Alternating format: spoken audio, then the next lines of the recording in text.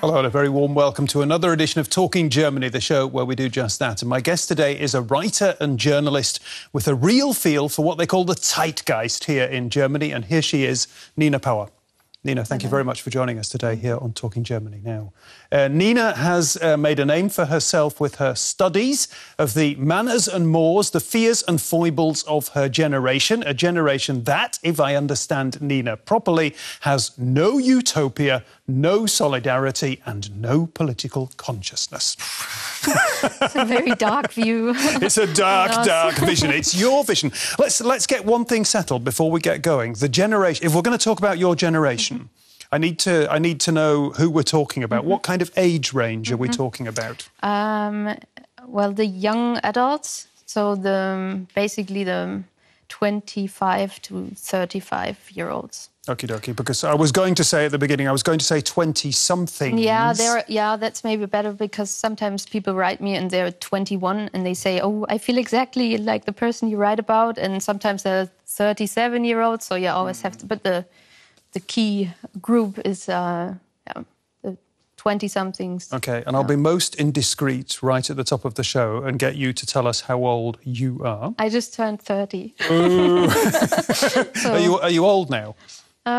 I found the first white hair on my head. Really? Yeah, some days ago. But now some years ago. No, some days ago. Some days ago. But okay. And I was in front of the mirror, like, oh my God, what is that? But then it disappeared, and that was interesting. So now, I mean, maybe you see it, but I think it's gone, and it only shows maybe to good. some. It's all looking good. Here's a sentence that you wrote about your generation. It's a generation that is tortured by sleeping disorders, chronic back pain, bladder infections, headaches. I could go on, yeah? What is going on? It makes my generation seem healthy. Yeah, and you are, actually, because most of our dads and moms are more, I don't know, they're better in doing yoga, and they go out, they take a lot of walks, and I don't know, they seem healthier, really, because we seem to be under some kind of huge pressure all the time. This kind of stress, it's all these blurry words that we talk about. We need more time by ourselves and more time to spend in a calm sort of way and not always in this kind of running mood. And I was interested in what is this running mood? What is this stress, this pressure? What are these fears and worries that we carry around with ourselves? Because it seems to be that the case that we feel that these are our individual fears and not some kind of. What I wanted to point out is that it's a kind of structural thing going on here, like a generation that is filled with these fears, and not only some individuals who feel, oh, I need to go to therapy and I can't talk about this to anyone. I can only talk about this with my best friend, with my yoga teacher, and with my therapist. So it's amazing that you're sitting in front of me talking about all these fears and what have you, because I mean, I could make a case, I'm sure, for you being the most privileged generation ever on Earth. Yeah, and that's the case, and we know that this is the case. But I talked to many people, like 30 young people, before I wrote the book, or while I wrote the book, and they all explained to me this feeling of guilt to have these kind of luxury. I don't know the word in English. Like these problems that come from this privileged situation. That they never had something like limits or borders that form themselves, but only this wide, huge field where there's nothing. And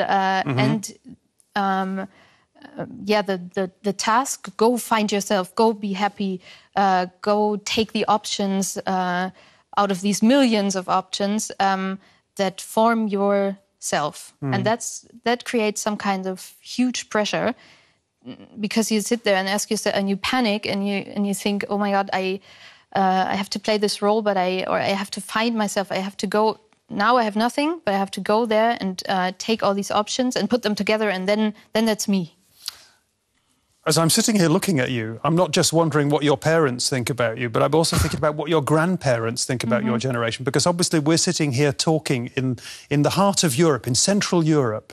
In the last century, all there was in Central Europe was war. And you're a generation that grows up, no war. Yeah, it's just... No conflict. Your grandparents must be shocked to hear all this.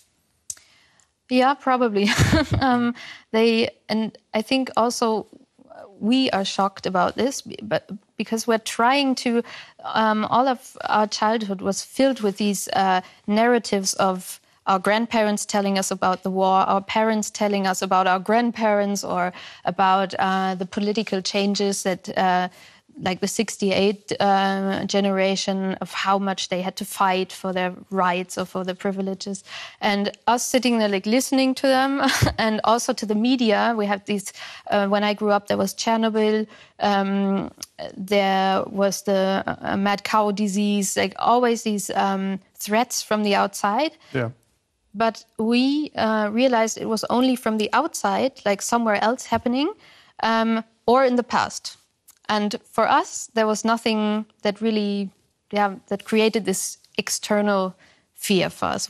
So basically, we focused on the internal fears. Okay. We're gonna have to talk about all this in a little bit more detail. It sounds as though your generation needs a sort of a wake-up call, a crisis, to descend upon them. Oh lordy. Anyway, you've got your first impressions there from Nina Pauer. Here is more.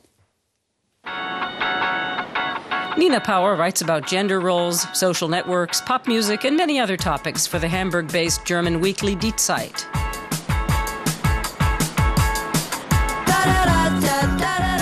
The young author has also written books about her generation and their fears, the constant pressure to achieve perfection that drives many over the edge. Pauer was born in Hamburg in 1982 to college-educated, socially aware parents. She grew up an only child, enjoying her parents' undivided attention. It was a relatively carefree childhood, aside from the constant mood of approaching disaster caused by the reports of acid rain, Chernobyl, the ozone hole, Millennium Meltdown, and the Gulf War. But the disasters failed to materialize, at least in Germany. In Nina Pauer's view, this is one reason her generation seems totally free from angst. In her newspaper articles, Pauer triggers debate time and time again, writing about young men who'd rather strum a sad love song on the guitar than risk an actual relationship. The articles have become a topic of lively discussion on the web and at roundtables.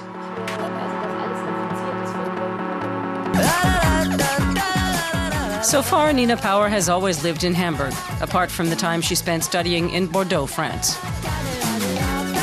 Unlike many of her contemporaries, the journalist has managed to establish herself professionally, at least for the time being. And today, she's our guest on Talking Germany. A warm welcome, Nina Pauer. Nina, your book, We Have No Fear, Group Therapy of a Generation. Why did you think at the time the book needs writing, and more importantly, you were the right person to write the book? Because I also had these fears, or this pressure, this feeling of stress, and all of my friends had it. All of your friends had this angst, this German word. No, but this kind of feeling that something's not right, and am I living the right version of myself? These kind of endless questioning of everything you do in every part of your life. Okay, let's get concrete then. You've got in your book, you've got a male and a female character, who are described. Anna, tell me about the problems they face and how they try to deal with them. Well, the problem they face is this this never-ending imperative, like, go find yourself, be happy, decide who you are. And there's Anna, she's 27, and she, from the outside, she already found herself, this version of herself. She's very successful. She always wrote once, I think, A levels. Top grades. Top grades. Yeah. She's very successful. She's good looking. She's doing sports, doing yoga, has many friends, has 477 friends on Facebook. So she's very, she's a great girl from the outside, but she's she's never she never stops asking herself, am I doing enough? Am I working enough? Am I in the right place? Shouldn't I go somewhere else? Like, am I right in Hamburg? Shouldn't I go to Berlin and do another internship somewhere else? So she's not relaxed at all. And Bastian, that's the other character, he's still in university and he's doing everything to never get out of there. So he needs a lot of time thinking about one sentence in his thesis that he has to hand in since 3 years or something. He seems very relaxed, sits in cafes all day long, reads a lot of things, does these classes of Portuguese maybe, although he doesn't need it at all to get his grade. So he seems to be a bit chaotic, but inside on Sundays generally he sits down and suddenly has this breakdown.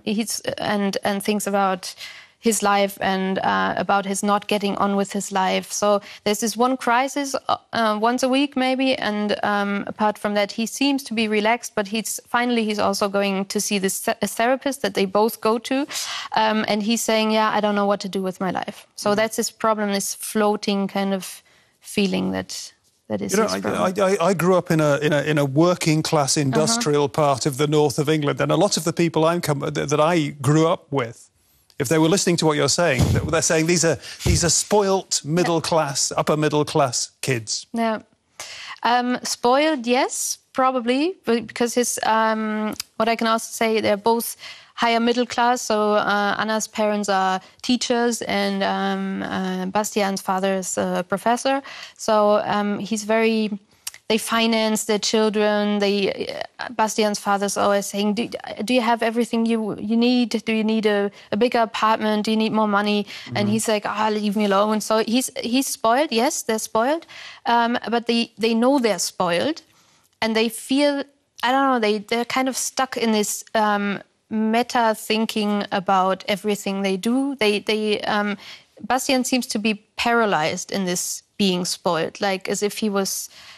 he's not worth anything because he can't fight against anything. Mm. So I think that's his problem. And Anna is kind of this casting girl. The casting show model, where life is a constant casting show. She feels she can never stop. She can never stop, sit down and say, okay, I'm the way I am. That's perfect, or that's not perfect, but that's okay.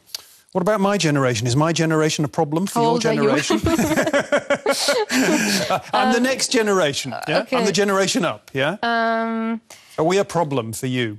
The olders, I think our parents are in that way a problem, that they don't understand us really, but they were too nice. I think they always gave us everything to be happy, but they also have this, what's your problem? You have everything, you have all these options, and why don't you're so privileged, so go find yourself. And that's kind of this double message. Mm. So they never showed us any limits, and I think they are worrying too much. So it's kind of, we should have had this break maybe. We love each other too much somehow. I'm nodding madly while you're saying this. So we've talked about one big emotion, which is fear. Mm-hmm. There's another very big emotion that's so quite near to fear, and that is anger. Mm-hmm. What gets you angry? My book. Your book? I think... but come on, in the world. What makes you angry in the world? Not too much, and that's the problem. Mm-hmm. That I think we're so stuck in this view on our small lives, like this. We haven't really learned to think politically or in a system. So we're so busy, or the two characters are so busy thinking about, like in a therapy, they're so busy thinking about their own fears that they don't really have anything, any energy left seems like, to spend worrying about the world. But that's what they should do. It sounds awful. It sounds awful to me, but I'm a person of my generation. So I think this feeling of anger, because I think most of the people, they don't want to stay in this stuck situation of being stuck in endless therapy. So what I wanted to do is show the mirror and say, okay, let's sit down, have this group therapy, but then get out of the therapy and not think endlessly about ourselves. OK. Well, Nina isn't the only writer who's been taking a close and critical look at her generation. As we see in the following report, the mood among Nina's contemporaries is so glum that they're being called the post-optimists.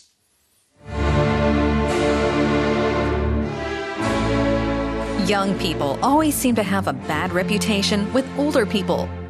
But today's 20-somethings seem to have it exceptionally tough. They don't rebel. They have no ideals and no utopia. They're often seen as spoiled, conformist, eager to consume, but politically disinterested as they exchange petty everyday information on their social network sites. But is all that true? Or are they just cliches? Young authors who write about their own generation, both fiction and nonfiction, find plenty of truth in the cliches. Writers such as 28-year-old Antonia Baum, 29-year-old Meredith Haaf, and Leif Brandt, also 29. They're plagued by fears of failing, fears they haven't done enough yet, and fears of commitment, right alongside fears of no commitments to anything. We're all over-challenged. There are just too many demands and slogans thrown at us all the time. That's part of it. Be yourself, be authentic, find yourself. What I observed in my own life was that when I finished school, at first I was sad, because I thought my youth was over and the best part of life was over. And from now on, it's all about damage control. Critics and the older generation say this generation is a bunch of whiners, complaining about luxury problems while their contemporaries the world over are rising up in protest.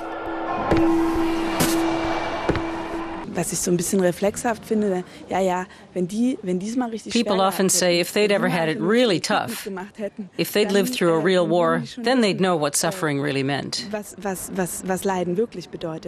That's true, but I also don't think that gets us anywhere.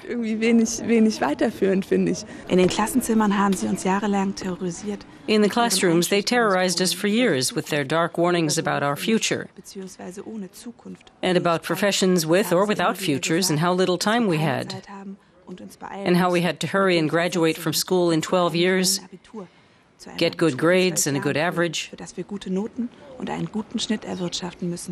Then we had to start on a bachelor's right away and then go for our master's, or should even be finished by now. Leif Brandt has written a novel about a fictitious place called Kobe County that bears a striking resemblance to Berlin's creative Mitte district, except that it's much nicer. It describes a world where a painless existence is the highest ideal, and you end a relationship with a simple text message. Just 50 minutes have passed since Carla's text message, but I'm no longer in shock. I don't feel sad either. It's more a somewhat stale melancholy that I almost gratefully surrender to. It's a messy situation for this melancholy character. The best part is over, and now his parents and society are demanding his self-optimization. And no one believes in the concept of community anymore. One book sums it up as post-optimism. So what's the solution? We saw some footage in that report of kids, youngsters, young people in, I don't know where it was, protesting, yeah? People around the world protesting was the line, yeah? And so what do you think, as somebody in your generation, when you see young Greeks or young Spaniards out on the streets fighting for jobs, fighting for rights? Well, we think that's great, and but it's kind of... it's not possible for us to translate it to Germany because there's nothing to protest against, but it's not so close to us. So the fear or the anger it has to get worse, I think, before we go out and protest. OK, we still need that crisis. We still need that crisis to descend on your generation, to wake them up, to shake them up. You've been to France, discussing with people of your generation in France how they see the world. Yeah, is it the same kind of thing, or is it... Yeah, there are two young journalists who wrote a book on the Génération Y, like Generation Y, and we tried to compare our books, and there was a lot, like 90%, I guess, that was the same. But especially since the crisis, I think they focus more on... We're young, we don't...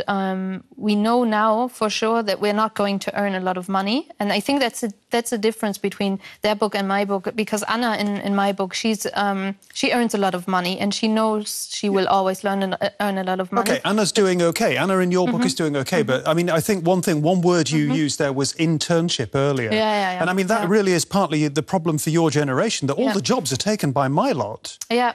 And they sneer at you, and they say, do another internship, do another one, but you're not going to get my job. Yeah, that's a problem. I think the biggest problem, though, is that we take these internships because basically we don't care, or in the beginning, in these young years of our adulthood, we don't care what we earn. We think, yeah, that's bad that we don't earn a lot of money, but it's this casting show feeling that we have. So we need to find our goal, and if our goal is to work in media, then it doesn't matter how many internships we do. So. And it's a problem for everybody, because, I mean, it's not just that I've got a job that you might want to have, but it's also because the young intern... the young intern will come in and do my job for nothing. Yeah. So it's a divide and rule kind of situation. Yeah, and that is something that they describe in their books for France, that's their focus.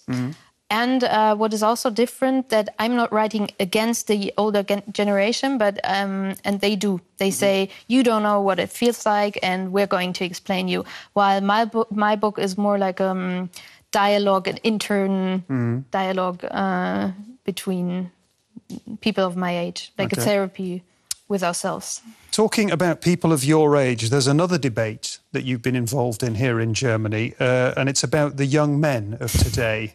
You smile, yeah? You wrote an article that was much talked about, where you effectively said young men are wimps who are ruled by their heads rather than their hearts. They're inhibited, insecure, nervous and timid. What? Yes. This is sort of...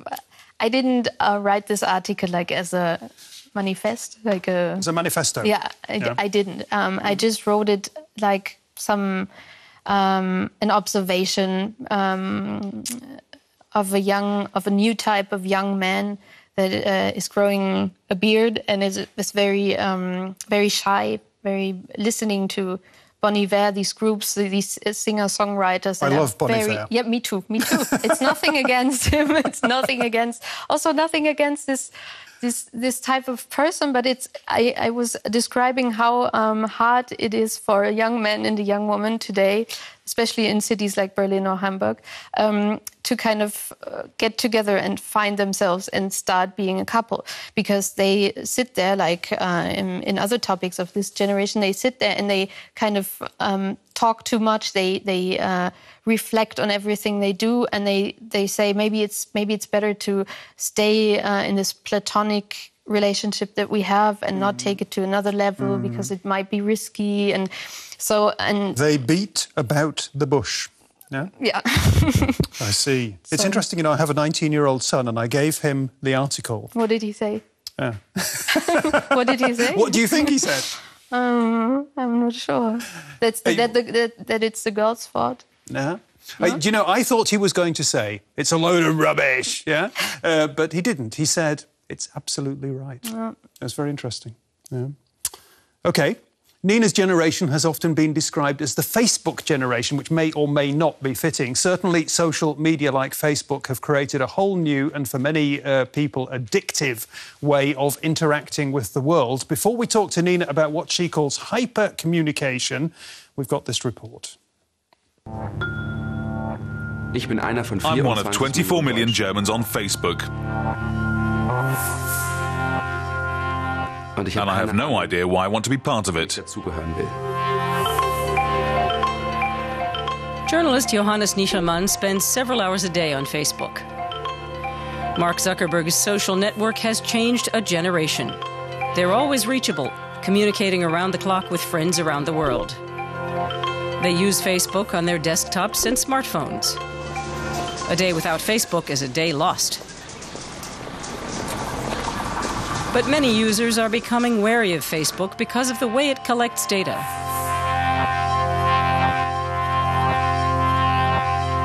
Ross Gardner from Scotland quit Facebook and posted a video saying, "You need to get off Facebook before it's too late." It was seen by over 3 million people. In a video call, he told Nichelmann what happened next. Hello, how you doing? I'm fine, and you? Yeah, very well, man, very well. I stopped being invited to parties. Really? Yeah, absolutely. I mean, like, I'm telling you, man, like, when you quit Facebook, people think that you've died. It's unbelievable. Like, I'm not in contact with anybody at home anymore, really. I email like 1 or 2 people from the village that I was raised in, and my mother, and that's pretty much it. Like, even my communication with my brother has just gone like right down. I guess I will, sort of. It's not that easy to get off Facebook. The peer pressure to stay can be enormous. At a blogger meet in Berlin, Johannes Nichelmann talked to online journalist Richard Gutjahr. He believes a general Facebook fatigue will set in. Lots of people are just tired of it. Often they're stretched too thin and just don't feel like constantly posting some quite often totally unimportant things about themselves online and having to read the same kind of things about others. I wouldn't bet any money on Facebook having the kind of meaning 5 years down the road that it has today. Johannes Nichelmann says that the social network has its practical uses as well as its dangers. Social life becomes commercialized. And what will the Facebook generation leave to posterity? No handwritten letters, that much is sure. First question, what is hypercommunication? It's the phenomenon that people, if you ask them how much time do you spend not communicating in 24 hours, they say, when I'm sleeping. And then the smartphone is next to me, so potentially communicating, but the rest is all communication. Meaning with one eye, you're always on your Facebook account, or you're writing short messages, and you're in this endless multitasking of communication. And you're part of that cycle because you're a journalist. You have to be, you're a media person. Yeah, that started with it got extreme when I got my smartphone, my first iPhone, and when I was doing these readings with the first book in all of Germany. So I was on the road all day, and I thought, okay, this might be practical to have internet to go, and then it got worse, and it got too much. And I was. So you sat down with yourself and you had a little talk with yourself and said, "This can't go on." Yes, I was in the train actually going back from Munich to Hamburg, and there was no electricity, so I couldn't plug my iPhone. So I didn't. Your recharger. Yeah. And I was panicking. I was reacting hysterically. There was another guy.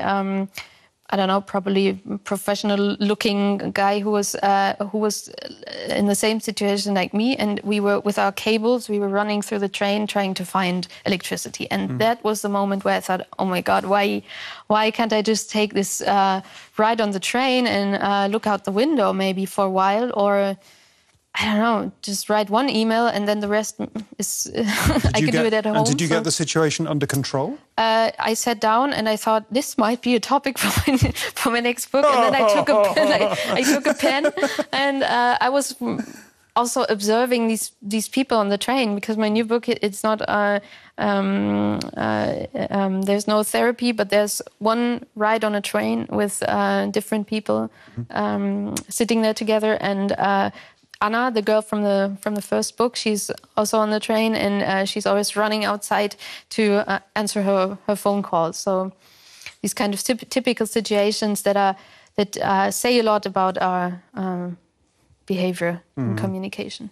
I'm not on Facebook. Wow. Wow. You seem to be doing all right. Let's hope so. What do you make of this you only need 4 friends theory? That's a nice theory. I think it's good to have. She said dismissively. Yeah, I think it's a good theory, and it's a good. It might be good to have that in our heads all the time, because when we need somehow kind of a new distance to these new social media, and I think there's also the fear from the first book. Am I missing something? Am I missing exactly? What are you missing? I mean, you're missing out on a lot.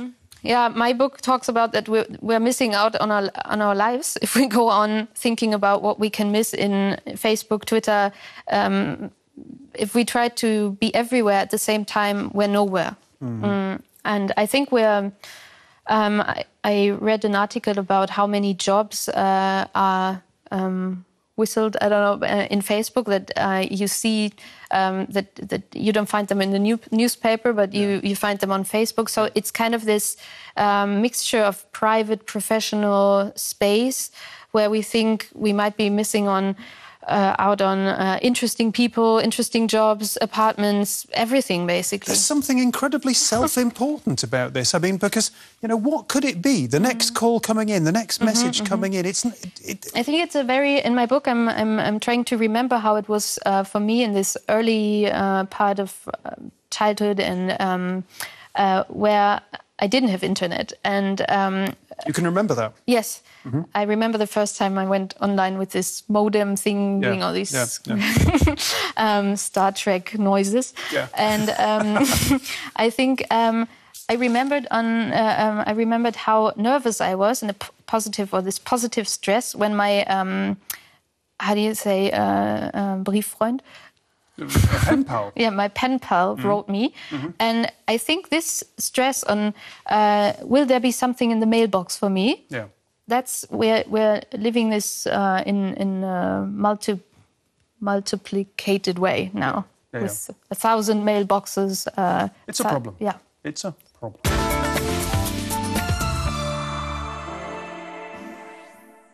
Now, it's an interesting fact, perhaps, that over 50% of all people here in Germany live in rented accommodation.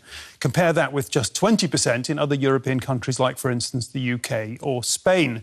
The problem is that rents in nearly all towns and cities right across Germany are skyrocketing. Take, for instance, Nina's hometown of Hamburg, where we joined some people looking for a new apartment. A 2-room apartment for under 1,000 euros a month is on offer here in Hamburg. And there is a huge amount of competition among the would-be tenants at the viewing. We're too young. I don't have an income, and I'm sure that's not what they want. There have been times when I've turned up in good time and people were lined up around the corner and down the street. I've seen 150 people at a viewing. It's pretty hard to find a cheap apartment. If you don't have a steady job or you're a student, it's hard. People in Hamburg regularly take to the streets in protest against the spiraling real estate prices, like at this demonstration in October 2011. Rents have risen by an average of 20% or more over the past 5 years. Hubert Orlik is 83 years old and has lived in his apartment for over 40 years. Now his landlord wants to demolish the building and put up a new one. That would mean a massive rent increase. Von 4,5 auf 11,5. From 4.5 to 11.5 euros per square metre. That's nearly tripled. And I don't know of anyone here who could afford to stay on. But Hamburg has no shortage of office and commercial space. More than 1 million square meters are standing empty. The demonstrators say this is a clear indication of overpriced rents and bad urban planning. Hamburg. You studied in Hamburg. You were born in Hamburg. Is Hamburg cool? Yes. Good. It was a bit of a rhetorical question, really, because I know that Hamburg... a lot of people say it's not cool. Berlin is the coolest city on earth. No, but Hamburg's so cool I always too. have to defend it a bit. Absolutely. And the situation as regards rents? Yeah, it's horrible. It's really... Tell me more. It's horrible. As we saw just now, I don't know, it's really frustrating. You don't find anything, and if you find something that might be good for you, you stand there in line with hundreds of people. And you have been in those lines? Yes, not too much, because I didn't move so many times, but I remember very well as a student with one friend of mine, and then after a while we tried saying we're a couple, and we took our moms to come with us because that made the impression that there is money and security. So it's very frustrating, and it's really a structural problem because if there's big companies buying houses for their offices, there is space. Suddenly there is space, and for us there's no apartments. So. And of course, you're talking about here too about your generation, and we've talked about your generation and parents. We haven't talked about the generation down. At some stage, your generation are going to want to sort of start families, and if rents are going up like that, we have a problem. Yes, and I think that's why the anger is kind of growing in Hamburg. Anger. There's finally something it's happening in the air, and I think for many people who. In the first book would say, I'm not into politics, I don't know what to protest against. That might be a first in this kind of local area with a local topic that you can really feel. You can feel the frustration when you're standing in that line. It might be a first step to start protesting. There are protests in Hamburg, young people dancing against the rents. And that's wonderful. Dancing against rents, I love it. That's kind of a first step, maybe. A first dance step. Yes,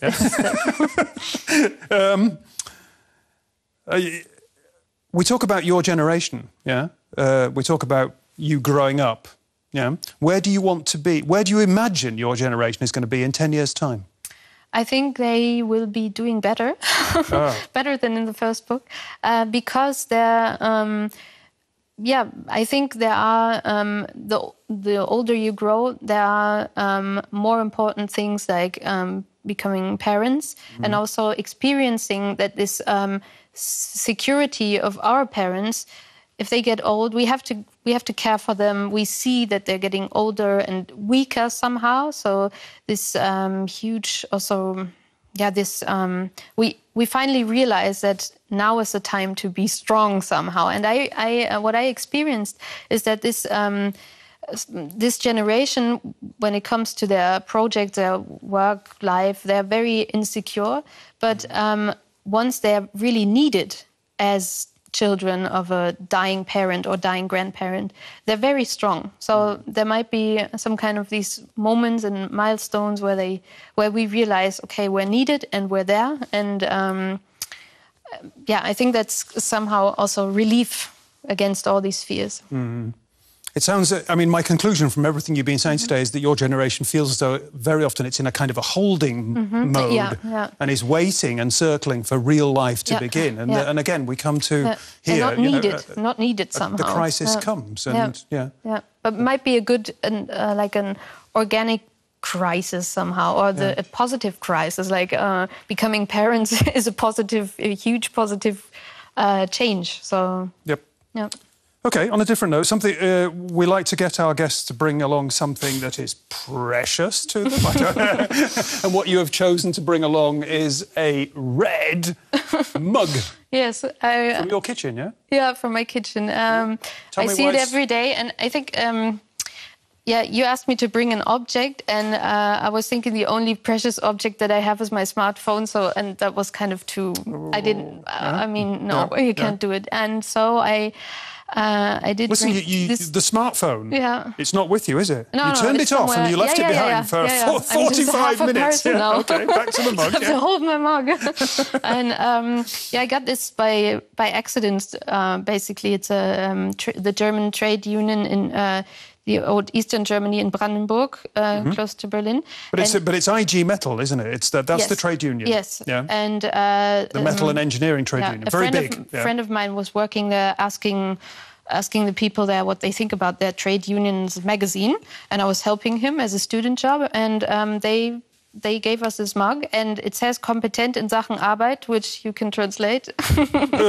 We know about work. Yeah. We know how work works. Yeah, that's a good translation. Yeah, good. Yeah. And for me, it's this ironic mantra kind of thing that I always had this mug when I was writing, and I had these crises in writing, and I don't know, it helped me.